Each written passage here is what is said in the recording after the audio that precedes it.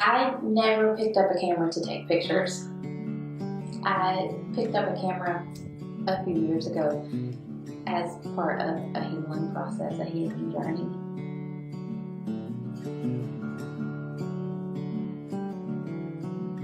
I went through some tragedy, some really hard times, and I picked up a camera,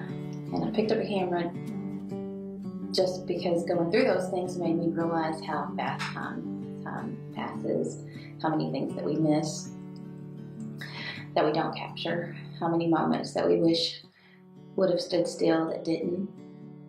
I taught school for several years, which allowed some creativity still, yet I felt very boxed in, very unable to completely be who God created me to be.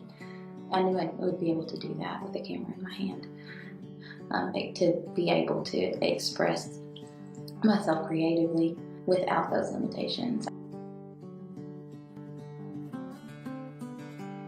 I didn't just dive into it on my own, but I decided that I wanted to go about it educationally as well. So I signed up for as many photography classes as I could sign up for.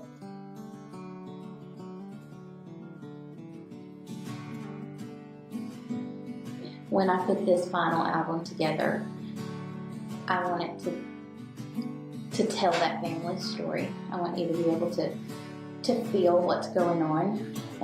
You've heard that saying that says a picture is worth 1,000 words, and if I do my job, then it is. And you can look at one picture and you immediately know the dynamic between these people, or between this mother and this child, or between these two people who are in love, or between these two best friends.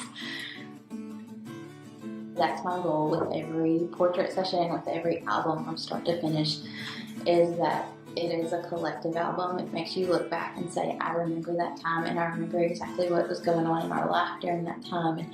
But that each one of those portraits also makes you feel something.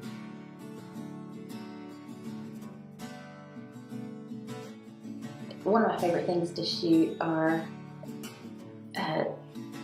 Fresh 48 sessions, first birthday sessions, milestone moments. And we say all the time, I'll never forget this, I'll never forget this. But as a mother, I can tell you that even when I'm shooting those things, I think, can I remember that moment that I first met you? Do I really remember what those seconds felt like? And so to have an artist capture that for you, how do you put a price tag on that?